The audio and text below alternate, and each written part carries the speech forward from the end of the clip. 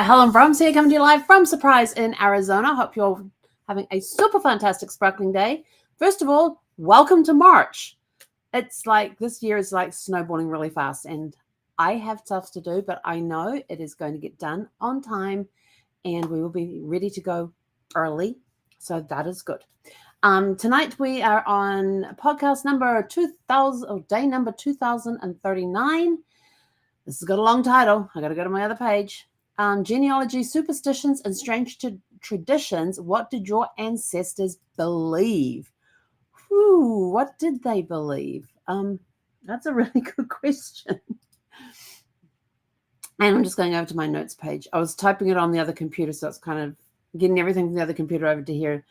It's supposed to sync nicely together, and sometimes it doesn't quite work that way. It takes its own sweet time. Okay, so here we go. So your question for this evening is, did your family have a superstition or tradition that has been passed down through generations? Maybe a lucky charm, a birth ritual, or an old wives' tale? What have you got hiding back there in your genealogy? So let's take a look at some things that could be. And did you know that in some families, this is kind of one of these weird ones. In fact, I think anything with the superstition and the traditions, some of them are very weird. I'm sort of like, okay, what occurred at that time for them to think that? Yes, that's always my question. Why did they think that?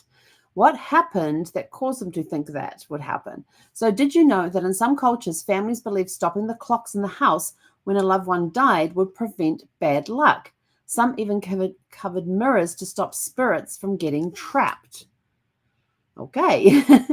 In Victorian England, people took post-mortem photographs of their deceased loved ones because they believed it kept their spirit close. Okay, so now let's go look at, we'll be revisiting those ones, but let's go look at odd customs around birth, marriage, and death. So birth superstitions and rituals. Naming superstitions. Some cultures believed naming a baby after a deceased relative brought good luck, while others thought it invited bad fortune. I did mine after, I was named after a living relative. Does that mean good luck or bad luck?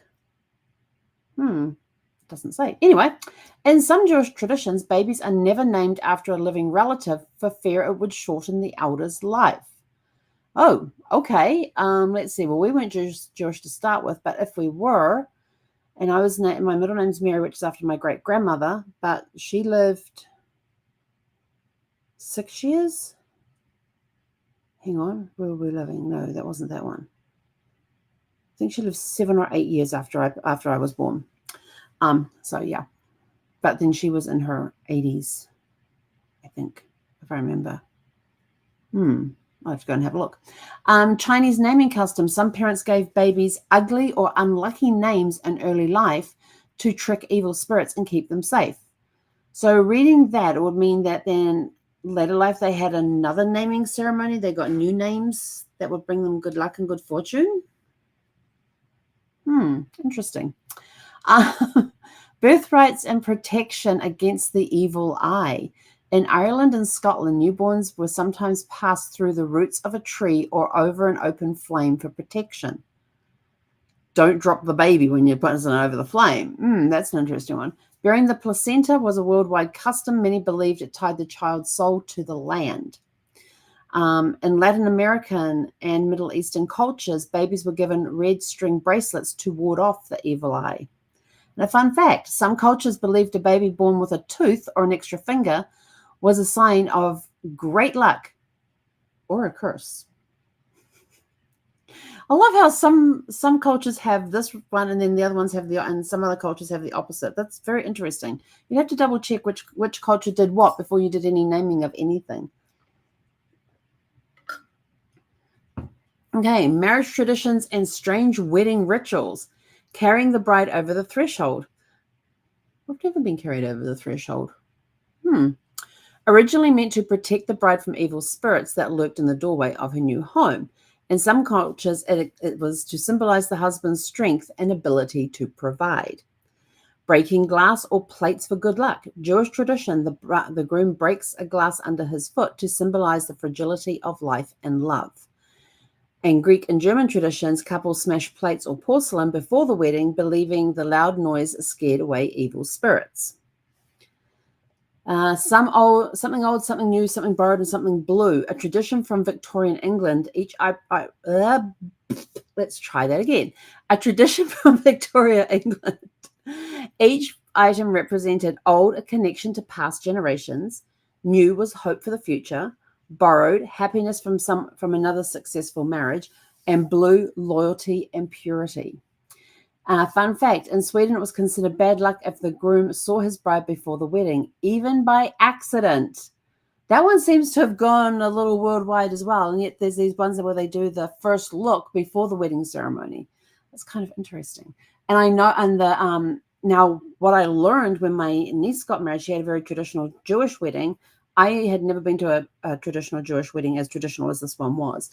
But the bride comes out with her bridesmaids and gets sat on a seat, and people come up and ask for what they want, so that the bride can then think about it when she's standing under the huppah during the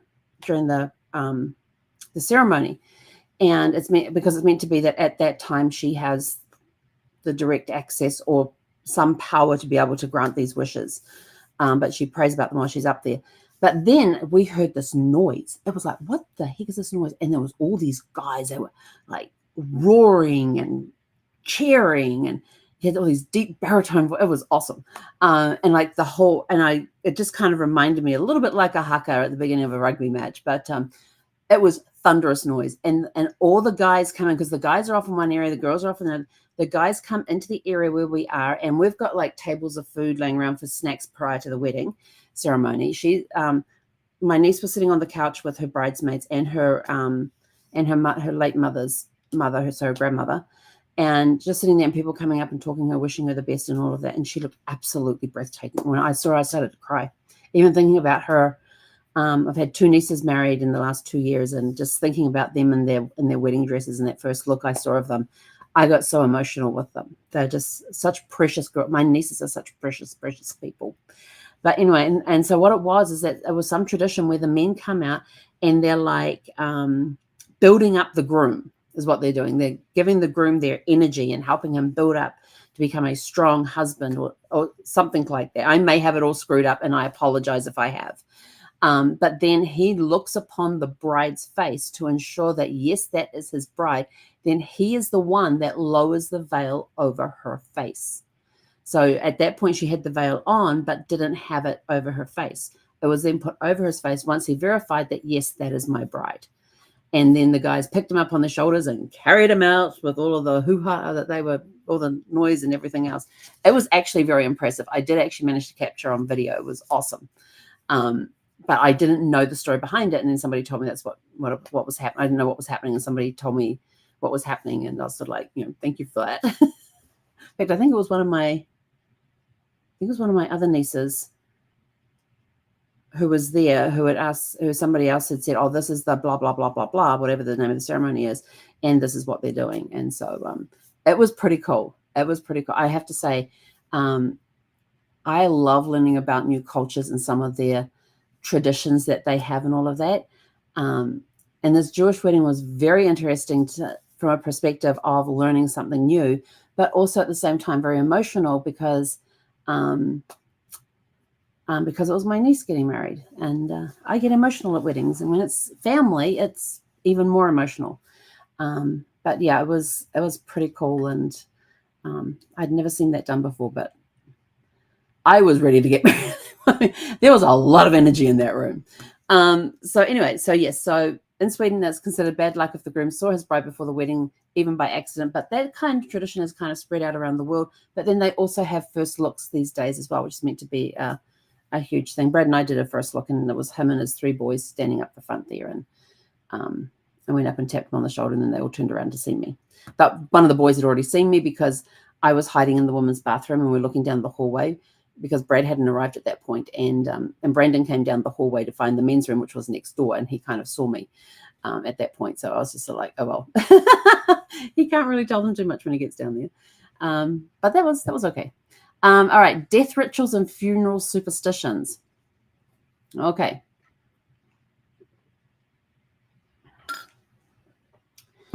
Covering mirrors in a house of mourning. Found in Jewish, Irish, and African traditions, mirrors are covered to prevent the spirit from getting trapped or seeing its reflection and being frightened. Some believe a person who saw their reflection in a house of mourning would be the next to die.